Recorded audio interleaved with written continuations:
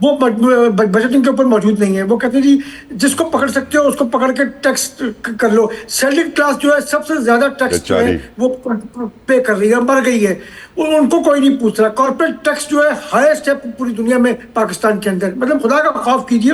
जराए बता रहे हैं, जिस तरह हमारे प्रोग्राम में पहले सेनेटर सरमद ने भी कहा कि बजट में डिले के चांसेस बढ़ गए हैं कि ये 5 तारीख की जगह 8 तारीख को आएगा। ऑफ कोर्स जीबी इलेक्शंस भी सर पे हैं, उसका भी है प्रेशर, हो सकता है उसके बाद किया जाए। लेकिन इस वक्त हम जानते हैं मुल्क में महंगाई 23 माह की बुलंद तरीन सतह पे है। बजट सर पे खड़ा है, बजट से किसी को कोई उम्मीद नहीं है कि हर पाकिस्तानी को मालूम है कि इस बजट में उसके लिए कोई रिलीफ नहीं होगा, मजीद खाल उतारी जाएगी। लेकिन हमारे साथ इस वक्त ऐसे मौजूद मेहमान मौजूद हैं जो कि इस मुल्क की मईशत में एक बड़ा अहम किरदार अदा करते हैं। मेरे साथ मौजूद हैं अब्दुल रऊफ इब्राहिम साहब, जो कि चेयरमैन है कराची होलसेल ग्रोसर्स एसोसिएशन के। रऊफ भाई अस्सलाम वालेकुम, बहुत शुक्रिया आपके वक्त के लिए, जज़ाकल्लाह खैर। रऊफ भाई, जो 23 माह की बुलंद तरीन महंगाई है, क्या रेट चल रहा है मार्केट में, किस तरह रेट बढ़ रहा है और आने वाला वक्त आप कैसा देख रहे हैं? और बजट से तो मुझे मालूम है आपको कोई उम्मीद नहीं। देखें, बजट जो सालाना बजट की बात कर रहे हैं कि 5 तारीख को आएगा या 8 तारीख को आएगा, यहाँ तो रोज़ बजट आ जाता है। सुबह होती है तो पेट्रोल बढ़ जाता है, कोई और चीज़ बढ़ जाती है, कोई टैक्स बढ़ जाता है, तो यहाँ तो बजट रोज़ ही आ रहा है। अब ये लम्हा फिक्रिया ये है कि हम कहीं ठहर नहीं रहे। हम गंदम में देखें तो हम शॉर्ट है, हमारे पास 10% शॉर्ट है। मैं पहले से आगे ही दे रहा हूँ कि आपको इंपोर्ट करनी पड़ेगी, यकीनन इंपोर्ट करनी पड़ेगी। आप देख लें 21 और जब भी आप इंपोर्ट कहते हैं तो यानी कि वीट स्कैंडल सर पे खड़ा हुआ है। 21 मई को जो रेट हुए थे तो 100, और मैं आपको बताता हूँ गवर्नमेंट के रेट थे, जो कमिश्नर ने तय किए थे 110, और आज यही आटा यानी 20 दिन के अंदर 122 रुपये पहुँच चुका है, 2.5 नंबर। और फाइन आटा 113 रुपये था, आज 129 पे पहुँच चुका है। चक्की का आटा 160 रुपये पहुँच चुका है। ये अभी सिर्फ 3 महीने गुजरे हैं, अभी 9 महीने आपको मज़ीद निकालने हैं। इसकी वजह ये हुई है कि जब किसान अपने डीएपी खाद, अपनी मजदूरी करता है और साल भर ये इंतज़ार करता है, जैसे पिछली गवर्नमेंट में हुआ, किसानों को कोई फ़ायदा नहीं हुआ, ज़मींदारों को भी नहीं हुआ। अब जाके हम पहुंचते हैं मिडल मैन पे स्टॉक का जब परमिशन आपने दे दी है तो जाहिर सी बात है सरमायादारों ने फ़ायदा उठाया है। 85 में गंदम लेके आज 115 तक बेच रहे हैं। अब अंदाज़ा लगा लें, एक रोटी के लिए मुश्किल कर दी है। 25,000 वाला 4 टुकड़े रोटी के करता है और बच्चों को खिला रहा है प्याज के साथ। आप किस बजट की बात कर रहे हैं, मुझे ये बताएं। बजट में क्या सोलर पैनल के लिए इन्होंने अनाउंसमेंट नहीं किया था? ये बिजली जो अल्लाह करीम ने दी है हमें कि ये रोशनी से हम फ़ायदा उठाएंगे, तो रोशनी से फ़ायदा उठाएंगे। 7 रुपये 8 रुपये में हमें ख़रीदते हैं और 60 रुपये में बेचते हैं। ये हमारे साथ। मुझे ये समझाइए रऊफ भाई, पिछले साल को 13,800-900 अरब का टैक्स टारगेट था, जिसको 2-3 बार रिवाइज करके 13,000 अरब किया गया। 1,000 अरब फिर भी शॉर्टफॉल हो रहा है, 12,000 अरब जमा हो रहे हैं। और अगले साल बताया जा रहा है कि फिर एफबीआर का टारगेट 15,000 अरब होगा, 17,500-18,000 का बजट होगा। आप समझते हैं कि ये जो टैक्स टारगेट हुकूमत हर साल बढ़ा देती है, इस साल क्या हमारी कौम में वो ताकत है कि हम पिछले साल से ज्यादा टैक्स दे सकें? नहीं, हो ही नहीं सकता।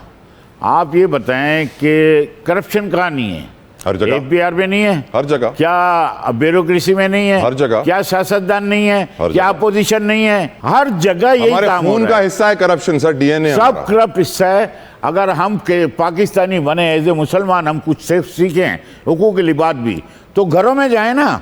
40% बेरोजगारी से नीचे हैं, रोजगार ही नहीं है, इंडस्ट्रियाँ बंद हो रही हैं। आप ये जब तक मराहत आप नहीं देंगे इंडस्ट्री वालों को भी, और बिजली इतनी महंगी होगी, गैस महंगी होगी, तो अफोर्ड कहाँ से करेगा बंदा? परचेजिंग पावर नहीं है।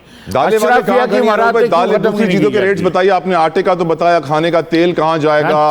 तेल में भी आप देख लीजिएगा, तेल में एडिबल ऑयल और क्रूड ऑयल से इसका मुंसलिक है, उसमें भी इजाफा होगा, दालों में इजाफा होगा, चावल में भी इजाफा होगा।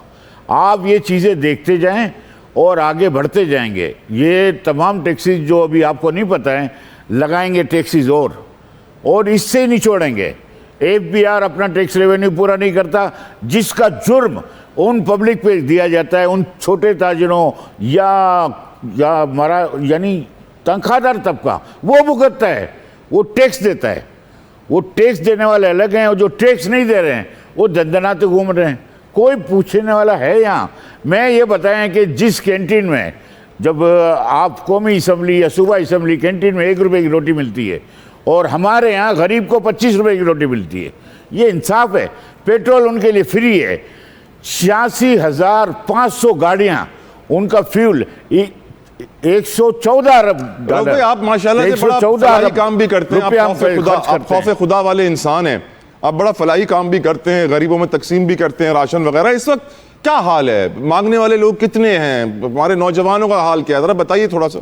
देखें, मांगने वाले हाल ज़्यादा हो गए हैं, लेकिन वो इस हालत में पहुंच चुके हैं कि वो इतनी यानी कैफियत उनकी यानी किराया भी नहीं भर पा रहे घरों का, बहुत मुश्किल है, रोटी बहुत मुश्किल है, कपड़ा मुश्किल है, दवाइयाँ जो 200% इजाफा हो गया मुश्किल है। क्या लेगा बंदा? बजट में ऐसा क्या हो सकता है कि जो बुनियादी अशियाए जरूरिया है इनकी कीमतें कम हो जाएं? कौन सा टैक्स कम किया जाए? GST कम किया जाए? वैसे बढ़ाने की बातें हो रही हैं। नहीं, देखें, ये जो हुकूमत IMF किसके लिए काम कर रही है, मुझे आप पहले बता दें। मुझसे पूछेंगे मैं यहूद और नसारा कहूंगा सर। ये 24 प्रोग्राम ये दे चुकी है, 25 ये प्रोग्राम देती जाएगी और हम लेते जाएंगे।